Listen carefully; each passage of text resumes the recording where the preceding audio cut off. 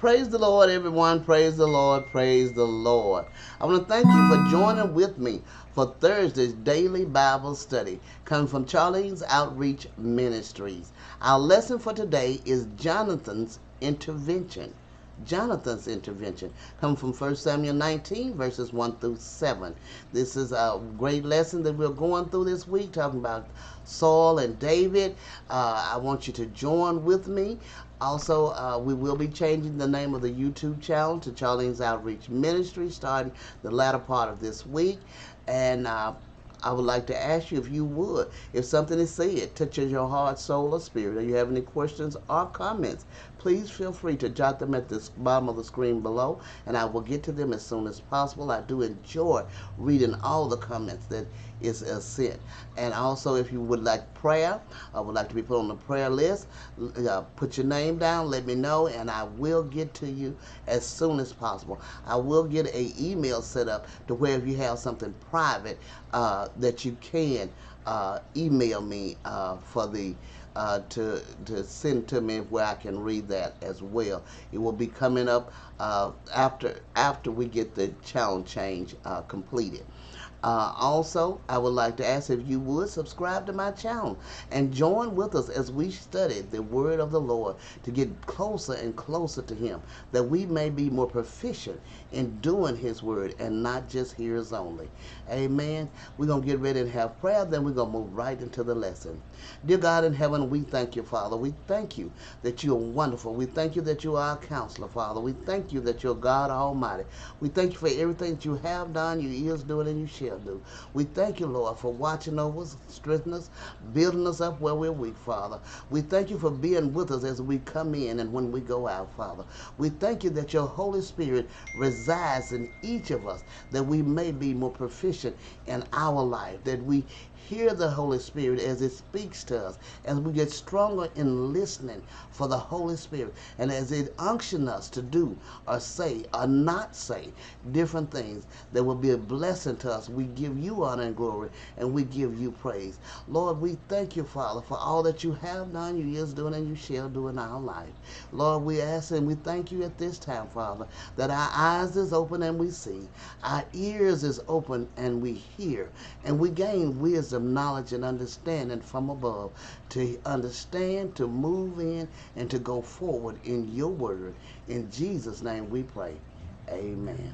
Praise the Lord, saints. We're going to move right into our wonderful lesson, Jonathan's intervention. Jonathan's intervention. Now, before we get started, we want to remind you, or if you haven't heard, we know that Jonathan loves David. He loves David, and he don't want anything to happen to David. So he will do whatever he can to protect David from Saul, because Saul is determined to get rid of David.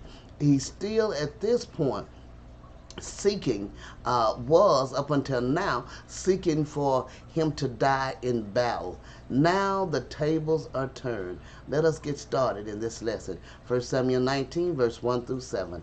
And the scripture lesson text read, And Saul spoke to Jonathan his son and to all his servants that they should kill David.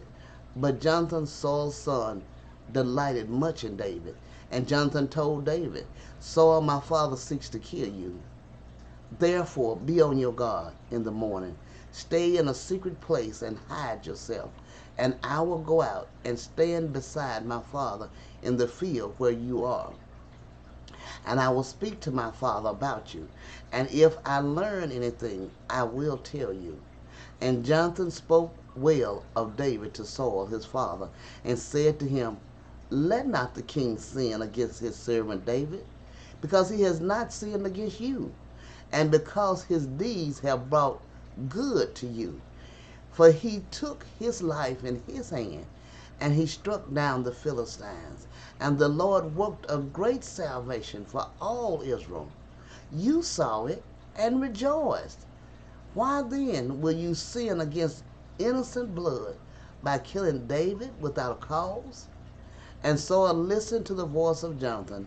Saul swore, As the Lord lives, he shall not be put to death. And Jonathan called David And Jonathan reported to him all these things. And Jonathan brought David to Saul, and he was in his presence as before. Amen. This is a powerful lesson we see here. First of all, Saul not only get his son Jonathan, but he gets all the servants and bring them in on it too. And I would only imagine he promised them something and said, you know, you get rid of him because I'm just tired of him. I'm sick of him. He need to be dead. And so now Saul has moved from waiting on the Philistines and the other wars that he has been in to take him out. Now he wants someone personally to be willing to stand up and kill David. But then David's son, Saul's son, because he loves David so much, he said, I'm going to talk to my father and see can I get him to see where he's making a mistake, where he's wrong. And so Jonathan goes to him and said, you know, he haven't did anything. First of all, he took out Goliath that was really bringing down all of Israel. Everybody was terrified of him.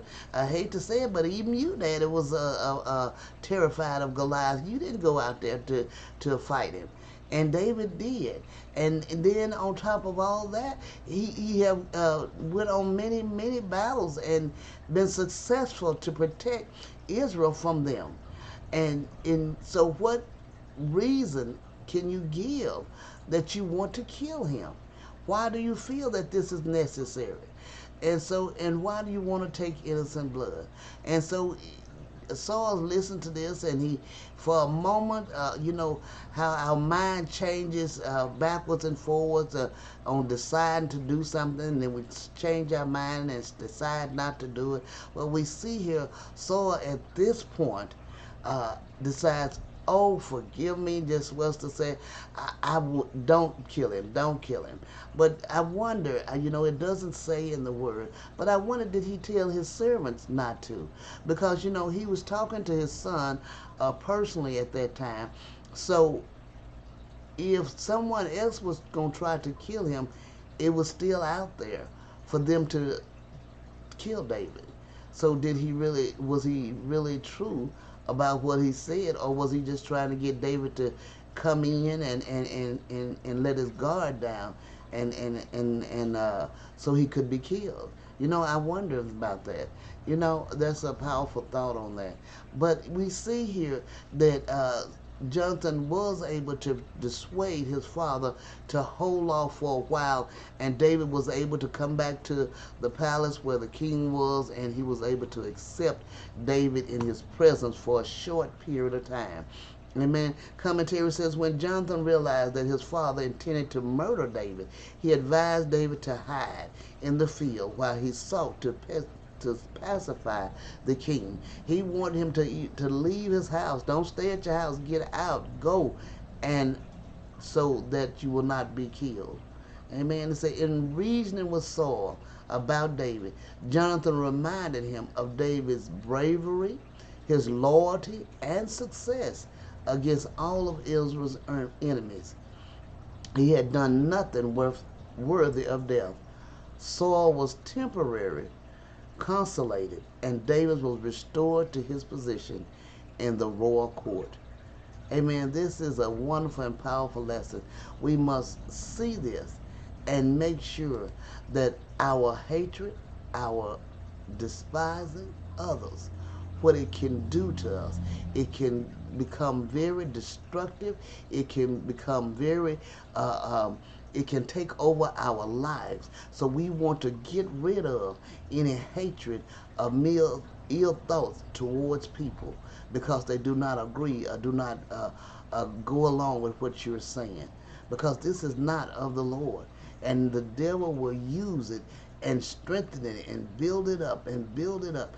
And you know, I'm gonna say this here, in this here is further past the lesson on down the road, where some of it we have already covered, but we know for a fact that Saul, he ended up taking his life. His hatred for David is what got him killed, Because David would have been the one to go out to battle for him. He wouldn't have been the one. But because he ran after David and ran after him and ran after him, trying to get him, trying to destroy him, it ended him causing his life.